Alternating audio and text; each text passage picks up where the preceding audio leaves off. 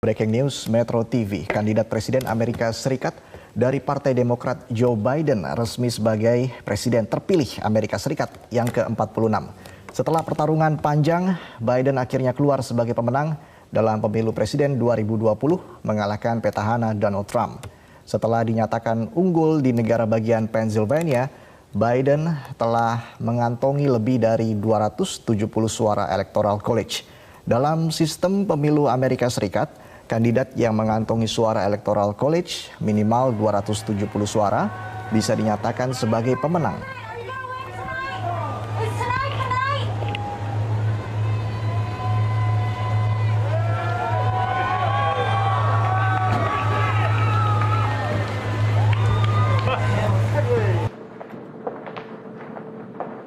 Good afternoon, folks.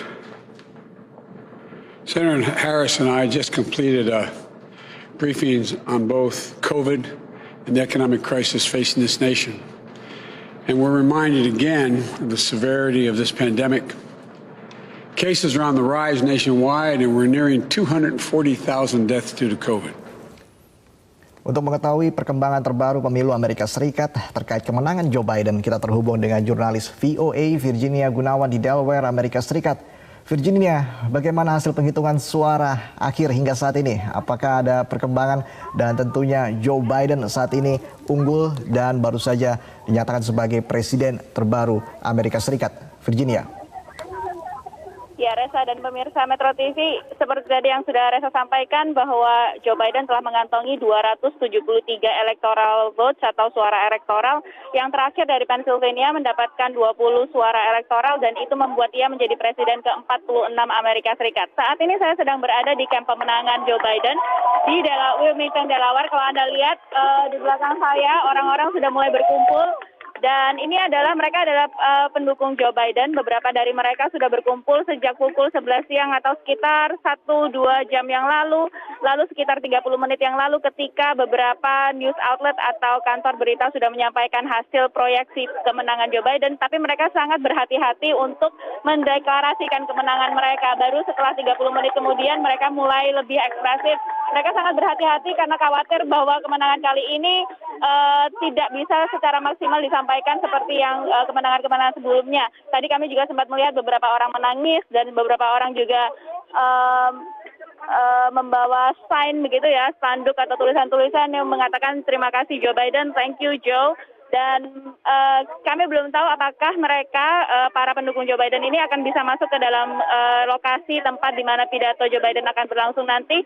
Namun ada beberapa mobil yang tadi melalui lingkaran security yang bisa masuk dan bisa ikut serta dalam pidato kemenangan Joe Biden. Anda bisa lihat di seberang sana ada beberapa mobil yang menyalakan klakson mereka, memberikan semangat kepada para pendukung Joe Biden di luar sini. Reza. Baik Virginia, kalau Anda katakan tadi Joe Biden saat ini berada di Delaware, lalu di mana saat ini Presiden Donald Trump? Ya, Presiden Donald Trump tadi dikabarkan oleh koresponden kami dari Gedung Putih disampaikan bahwa ia terlihat menggunakan baju atau kostum untuk mengikuti atau berkegiatan golf, dan ia disampaikan bahwa ia tiba di Sterling Golf Course miliknya di Virginia, di negara bagian Virginia. Dari kubu Trump juga telah menyampaikan, mengeluarkan statement terkait dengan klaim kemenangan yang disampaikan oleh media atas Joe Biden yang menang dalam Pilpres kali ini. Pernyataan yang disampaikan oleh Presiden Donald Trump adalah ia akan tetap menunggu hasil pemilu dan tidak akan ditentukan oleh news media atau berita atau media berita. Reza.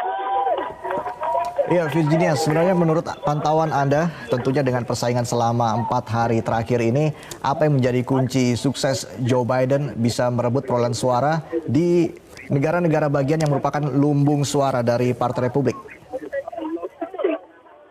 Ya, beberapa pantauan kami adalah beberapa negara bagian kunci seperti Pennsylvania, Georgia misalnya. Pennsylvania, kita bicara soal Pennsylvania, sebelumnya Donald Trump menang tipis di situ dengan margin 0,7% dibandingkan Hillary Clinton pada saat itu.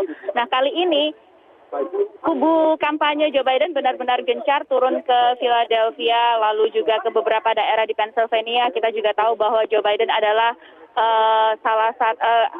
Joe Biden pernah sempat tinggal di Scranton, Pennsylvania, di mana itu menjadi salah satu titik kampanye, pusat kampanyenya dia. Ia sering sekali menuju ke Scranton dan mengunjungi daerah-daerah seperti itu. Walaupun memang Pennsylvania ini sangat tricky ya, ada beberapa county atau daerah yang cukup merah yang sangat membela Trump. Kita juga bisa lihat contohnya di Georgia, walaupun sampai saat ini belum dinyatakan siapa yang memenangkan suara elektoral Georgia, namun Georgia itu salah satu negara bagian yang paling sering dikunjungi oleh kubu kampanye dari Joe Biden. Misalnya Kamala Harris sering ke sana, lalu juga terakhir sebelum menutup trail kampanye itu Barack Obama berpidato di Atlanta, Georgia. Ini merupakan sebuah mereka seperti menyambut mencari suara dari kantong-kantong Republik ini yang pada sebelum-sebelumnya memang sangat merah dan akhirnya kali ini dalam pemilu kali ini bisa berubah menjadi biru. Beberapa negara bagian yang belum, ada 2 negara bagian juga yang berubah kali ini dalam peta pemilu Amerika Serikat pada tahun 2020 kali ini, dan memang sangat berbeda dibandingkan pemilu tahun 2016 lalu, Reza. Ya baik Virginia, tentunya kesuksesan Joe Biden juga dipengaruhi oleh bagaimana tim dari Partai Demokrat ataupun dari tim dari Joe Biden bisa merebut suara di Blue Firewall, yaitu di 3 negara bagian Pennsylvania, Wisconsin, dan juga Michigan. Sebenarnya apa kelemahan dari Partai Republik di 3 negara bagian tadi, Virginia? Kalau misalnya kita bicara soal kelemahan, sebenarnya di Pennsylvania contohnya ya, Donald Trump itu justru mendapatkan suara lebih banyak dibandingkan tahun 2016 lalu. Jadi bukan berarti mereka lemah, tapi apparently atau kenyataannya kampanye kubu Biden kali ini itu lebih kuat dibandingkan dari Demokrat pada tahun 2016 lalu. Salah satu alasannya mungkin juga bisa kita lihat bahwa kali ini Partai Demokrat lebih united. Mereka punya satu calon presiden yang lebih jelas, lalu mereka juga memberikan suaranya secara utuh, sehingga membuat perpecahan itu di dalam Partai Demokrat itu lebih terminimalisir. Sementara sementara Donald Trump sendiri kali ini seperti tadi saya sampaikan, mereka tetap mendapatkan suara yang lebih banyak dibandingkan tahun 2016, namun kalah dibandingkan Joe Biden. Reza. Ya menarik kalau kita membahas soal pidato terakhir dari Joe Biden yang mengatakan bahwa suara Muslim Amerika akan menjadi bagian dari pemerintahan jika saya mendapatkan kehormatan menjadi presiden. Tapi sebenarnya apa poin-poin penting lain yang disampaikan oleh Joe Biden dalam pidato terakhirnya, Virginia?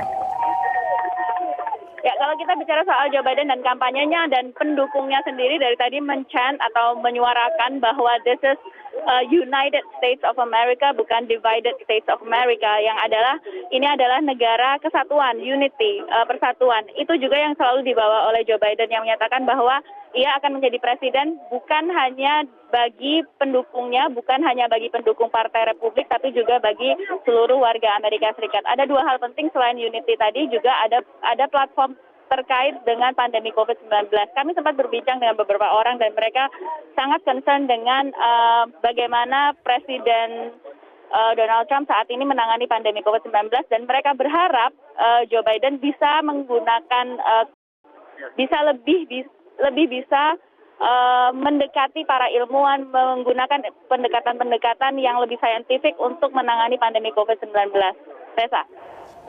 Ya Virginia, ini menarik juga kalau kita membahas soal bagaimana peraihan suara dari Donald Trump yang tentunya membuat persaingan menuju kursi Presiden Amerika Serikat semakin ketat, di mana blok pemilih minoritas yaitu Hispanik dan Afro-Amerika yang selama ini basis kuat Demokrat tanpa diduga mengalihkan dukungan mereka justru ke Donald Trump. Ini sebenarnya apa strategi-strategi yang dilakukan Donald Trump?